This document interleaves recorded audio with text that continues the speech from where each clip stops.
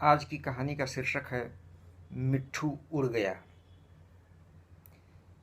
बिंदु जब भी पढ़ने बैठती उसकी दृष्टि खिड़की से होकर अहाते में अमरूद के पेड़ों पर बरबस से चली जाती। वहां पतली पतली टहनियों पर झूलते हुए अनेक तोते अपने लाल लाल नुकीली चोंचों से अमरूद के फल कुतरते रहते। बिंदु सोचने लग जाती अपने घर के पालतू तोते मिट्ठू के बारे में, जिसे उसकी छोटी आयु में ही अच्छी तरह उड़ न पाने की अवस्था में उसकी मम्मी ने अमरूद की बगिया से पकड़कर पिंजड़े में रख लिया था।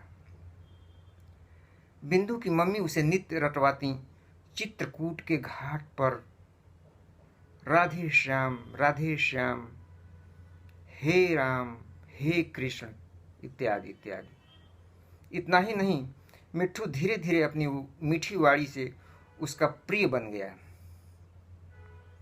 मिट्ठू के खाने पीने पर इतना ध्यान रहते हुए भी बिंदु को ऐसा महसूस होता जैसे मिट्ठू खुश नहीं है। उसका स्वास्थ्य बिंदु को उतना अच्छा नहीं लगता जितना अच्छा अमरूद के पेड़ों पर आकर बैठने वाले दूसरे तोतों का होता। यहाँ तक कि मिट्ठू के पंख और चोंच के रंग भी फीके फीके से लगते।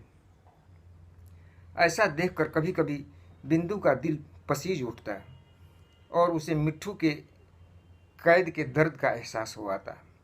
वह मन ही मन योजना बनाती कि अपने परिवार के सदस्यों की नज़रें बचाकर एक न एक दिन वह पिंजड़े का दरवाज़ा अवश्य खोलेगी और मिट्ठू को इस कैद से छुटकारा दिलाएगी। धीरे धीरे समय बहुत गुजर गया। बिंदु को वह अवसर ही न मिला कि अकेले में सभी की नज़रें बचाकर पिंजड़े का दरवाज़ा खोलकर मिट्ठू को स्वतंत्रता दे सके। बिंदु की मम्मी तो विशेष रूप से मिट्ठू का ध्यान रखती। क्या मजाल किसी की जो मिट्ठू के पिंजरे के पास खड़े होकर उसे ऊल जरूर बातें सिखला सके। समय के साथ ही बिंदु अब 5वीं कक्षा में पहुंच गई। मिट्ठू की कैद का दर्द बिंदु को अब पूरी तरह समझ में आने लग गया। वह अकेले में स्वयं से प्रश्न करती, अगर उसे किसी कमरे में बंद करके खाने पीने की सारी सुख सुविधाएं दी जाएं तो क्या वह खुश रह पाएगी? उसका मन बेझिझक होकर उत्तर देता, नहीं, कभी नहीं। एक दिन की घटना से तो बिंदु का कलेजा ही दहल उठा। हुआ यूं कि उसके पड़ोसी अंकल के यहाँ भी उसी की तरह लोगों ने तोता पाल रखा था, पिंजरे में कैद करके, जिसे पूसी बिल्ली ने अपना शिकार बना लिया था। बेचारे के कोमल पंखों को नोच नोच कर पूसी बिल्ली ने उसे बड़ी ही क्रूरता से मार डाला था। पड़ोसी अंकल के घर उस दिन बहुत ही उदासी छाई रही। सभी लोग पछता रहे थे कि उन्होंने क्यों तोता पालने की भूल की। इस घटना से बिंदु के दिल को बहुत धक्का लगा। उसे ऐसा लगा जैसे उसी के मिट्ठू को पूसी ने शिकार बना लिया हो। उसे अपने पड़ोसी अंकल के तोते के नुचे हुए एक एक पंख में प्यारे से तोते की मीठी बोली सुनाई पड़ रही थी। फिर तो बिंदु ने दृढ़ निश्चय किया कि आज वह अवसर देखकर सबकी नज़रें बचाकर अपने कलेजे को कड़ा कर अवश्य ही मिट्ठू के पिंजरे का दरवाज़ा खोलेगी और उसे कैद के दर्द से मुक्त कर देगी। दोपहर का समय था। अहाते में अमरूद के पेड़ों की टहनियों पर ढेर सारे तोते रोज की तरह झूलते हुए अमरूद के फलों को कुतरते हुए टहटहा रहे थे। बिंदु ने सबकी नज़रें बचाकर मिट्ठू के पिंजरे का दरवाज़ा खोलकर अमरूद के पेड़ों के घने पत्तों की आड़ में पिंजरा लटका दिया। फिर अपने पढ़ने के कमरे की खिड़की से एकटक जैसे अपनी सांसें रोक कर देखने लग गई अपने मिट्ठू की ओर। कुछ ही देर में ढेर सारे तोते पिंजड़े पर आकर बैठ गए और अपनी भाषा में मिट्ठू से कुछ कहने लग गए। कुछ देर तक तो मिट्ठू पिंजड़े का दरवाज़ा खुला होने के बावजूद भी बाहर न निकला। बिंदु को उस समय बहुत निराशा हुई। वह सोचने लग गई, कहीं मेरा मिट्ठू उड़ना भूल तो नहीं गया। कुछ लोग तो ऐसा कहा करते हैं, पालतू तोते का पंख बंध जाता है, वह पिंजड़े से बाहर कर देने पर भी उड़ नहीं पाता और उसे कौवे चोंच मारकर घायल कर देते हैं। क्या यह बात सत्य है? ऐसा सोचकर बिंदु का मन उदास हो गया। उसकी आंखों से यह सोचकर आंसू निकल पड़े।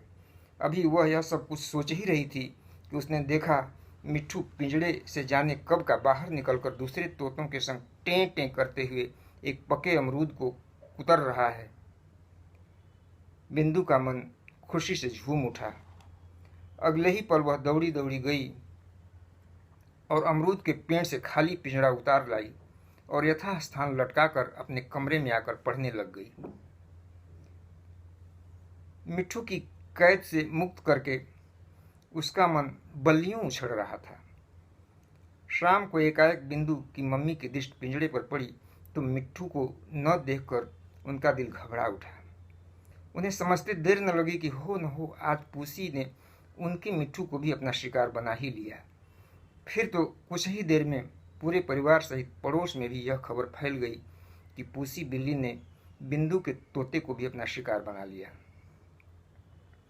उस शाम बिंदु के घर में बड़ी ही उदासी छाई रही।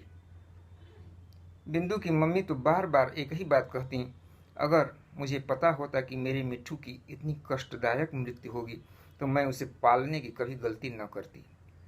उस रात मिट्ठू के शोक में सभी चुप चुप रहे। आखिर रात तो किसी तरह बीत गई। सुबह चाय की चुस्कियों के संग फिर वही मिट्ठू की चर्चा। वातावरण फिर से शोकाकुल हो उठा। बिंदु का मन हुआ वह सब कुछ बता दे, पर उसकी हिम्मत न हुई कुछ भी कह पाने की।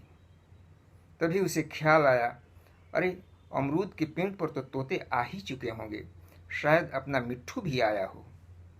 फिर तो बिंदु दौड़ती दौड़ती पहुंच गई खिड़की के पास। उसका मन खुशी से एक बारगी फिर से झूम उठा। उसका मिट्ठू ढेर सारे तोतों के संग टें टें करते हुए अमरूद को उतर रहा था। वह अपने मिट्ठू को ढेर सारे तोतों के झुंड में भी आसानी से पहचान सकती है, क्योंकि उसका मिट्ठू पिंजड़े में कैद रहकर और तोतों की अपेक्षा दुर्बल और मरियल सा जो हो गया है। बिंदु खिड़की से यह सब देख ही रही थी कि उसकी मम्मी दौड़ती हुई उसके कमरे में आई और खुशी से चहकते हुए बोली, बेटी, अपना मिट्ठू पूसी का शिकार होने से बच गया है। शायद किसी तरह पिंजरे का दरवाजा खुल गया होगा, वह उड़ गया है। वह देखो अमरूद के पेड़ पर दूसरे तोतों के संग राधे श्याम रटता अपना मरियल सा मिट्ठू। मम्मी के मुंह से इतना सब कुछ सुनने के बाद ही बिंदु के चेहरे पर एकदम उदासी ही छाई रही, जैसे उसने कुछ सुना ही न हो। यह देखकर बिंदु की मम्मी को बहुत ही आश्चर्य हुआ कि आखिर क्या बात है। अभी वह कुछ पूछने ही वाली थी कि बिंदु ने रूंधे गले से कहा, मम्मी मुझे क्षमा कर देंगी ना, मैंने बहुत बड़ी गलती की है।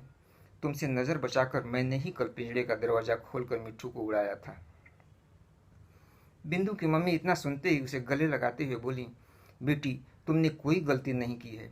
जब से अपने पड़ोसी के तोते को पूसी ने शिकार बनाया था, तभी से मेरे मन में भी अपने मिट्ठू को उड़ा देने का ख्याल आया था। पर मुझे क्या पता कि मेरी बेटी तो मुझसे भी अधिक बुद्धिमान है। और फिर उन्होंने प्यार से बिंदु को गले लगाते हुए चूम लिया।